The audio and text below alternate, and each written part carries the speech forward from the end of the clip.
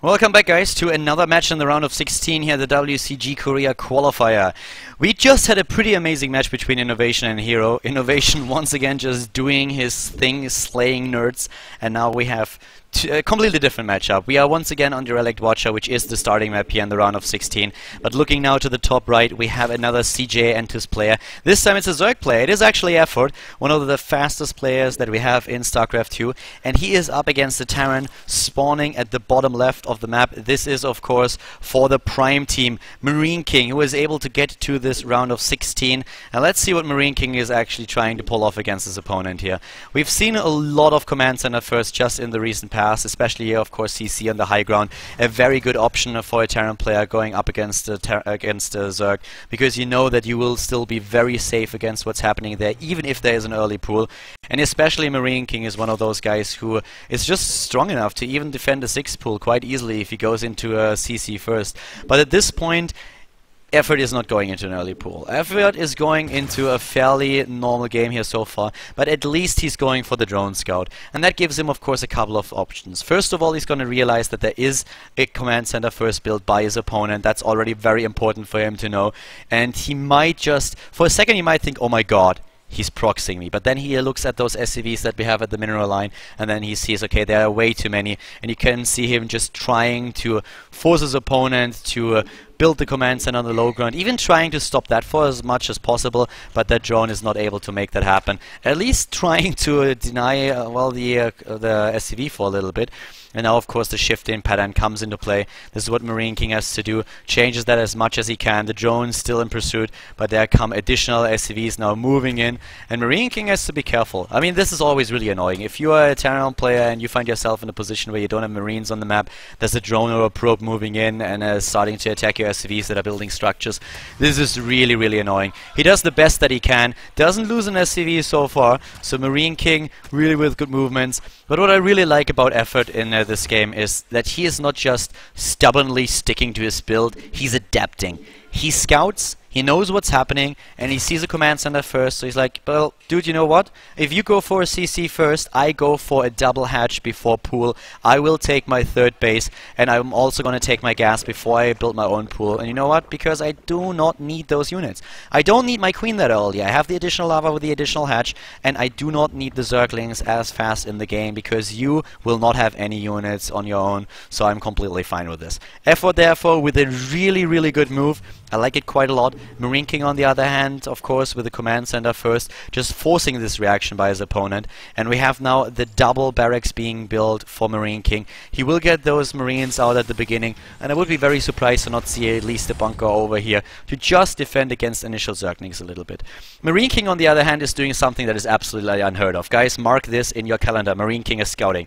He's actually scouting. I mean, if I wouldn't have seen him here at the venue, I would doubt that it's actually him. But I've seen him here. I see Gerard standing right next to him watching his game. MarineKing with the SCV scout. This is like incredible. I have no idea when I saw him scout the last time for exactly this space. So it's pretty crazy that he's doing something like this.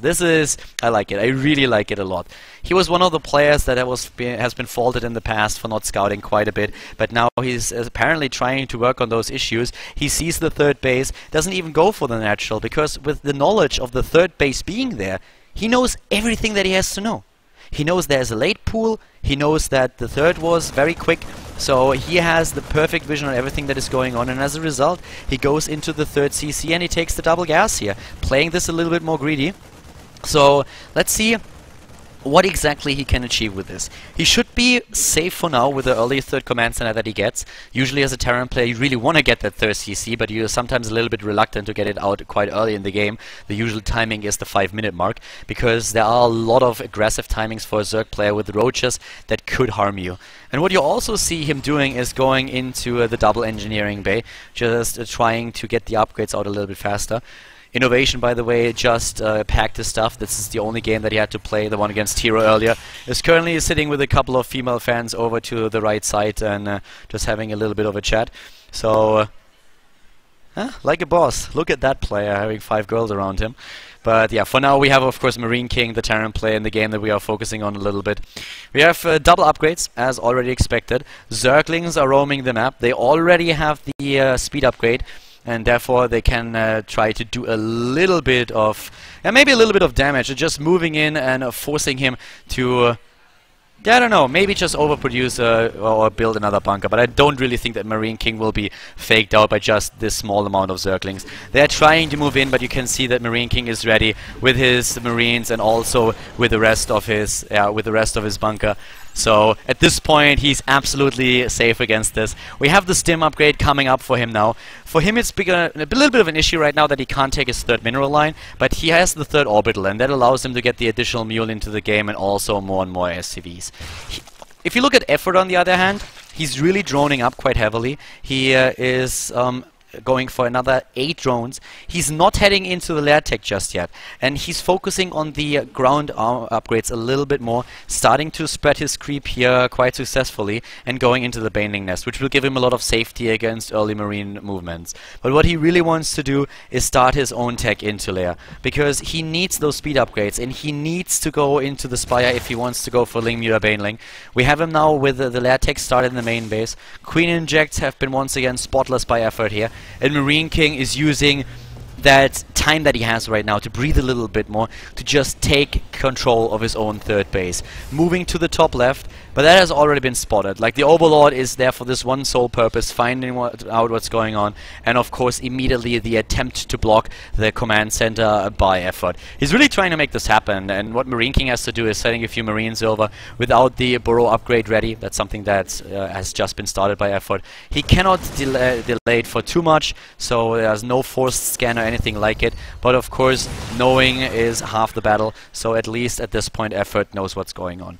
His creep spread, I like it a lot. He's focusing on that quite a bit, has the extra queen out on the map and is trying to control the map with his creep, trying to just get those additional scouting information.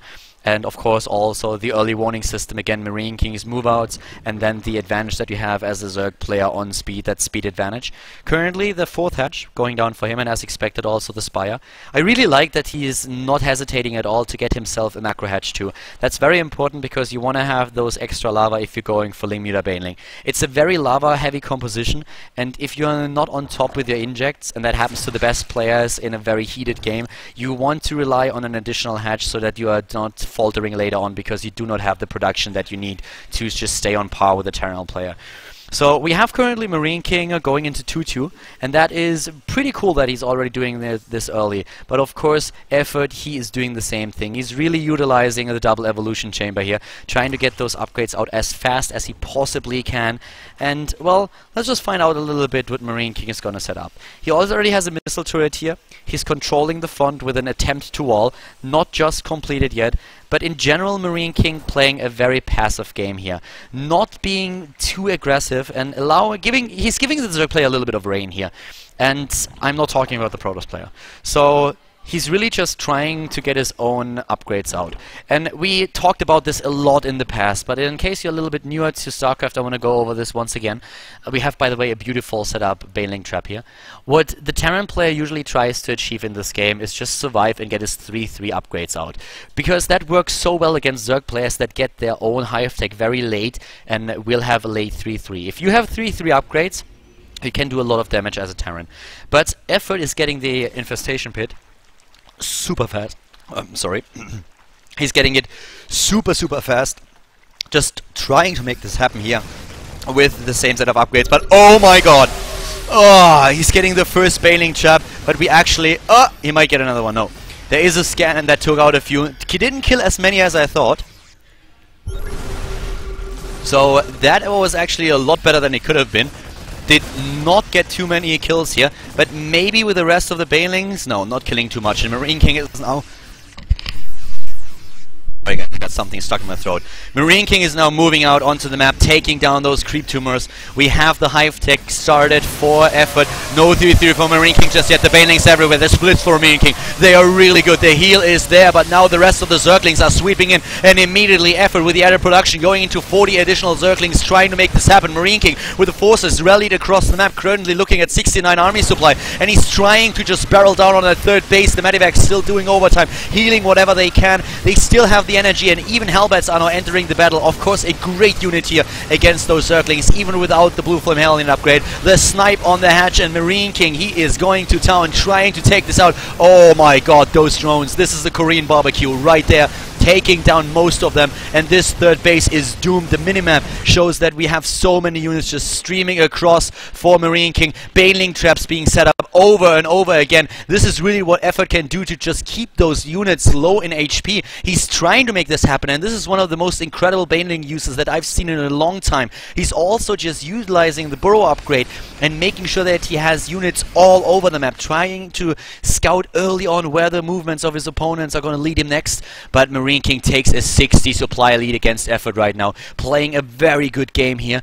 But I still want to mention again that Effort is going into a very early double 3-3 and of course Adrenal Glands. He has the Hive Tech already, and MarineKing just started his own set of upgrades, so that's a big of an issue. Here come those Banelings, and they could take down a fair amount. Yeah, taking down 5 or 6, but you know, that could have been a little bit better.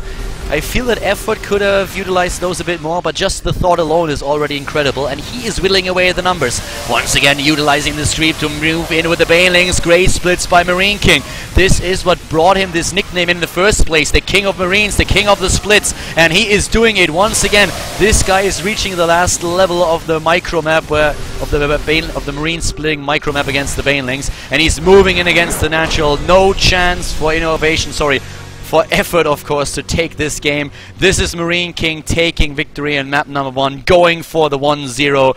These splits were amazing, and MarineKing, the lead in the best of 3 at the WCG Korea Qualifier. The round of 16 has now to win one additional map if he wants to advance to the next round. Let's see if Effort can turn things around on map number 2 and is able to force a third game between the two of them.